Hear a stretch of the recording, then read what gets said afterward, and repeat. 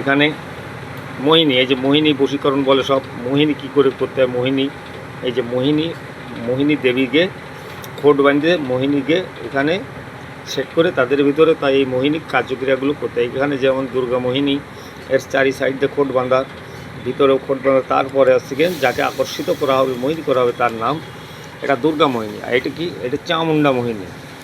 চামুণ্ডা মোহিনী, এই যে খোট বাঁধা হয়েছে। তারপরে এখানে এইটা কি, এটা বিজয় পালাকে নিয়ে, মানে তুমি জিতে তো আসবাই। এই মোহিনীগুলোই কাজ করবে, এক একটা মোহিনীতে এক একটা কাজ হয়। এই যে এই মোহিনী আমি অনেকগুলো দিয়ে, এখনও বাকি আছে অনেক কিছু, একটা কবচ করতে দেখাবো কী দিয়ে করি। এই যে দেখাচ্ছি আমি কালি তৈরি করেছি, কুমকুম, চামেলি তেল, এটা কি আলতা, অষ্টগন্ধা এটা, এই যে ঘি, মধু আছে, এখানে কি আছে, গোরসোনা আছে।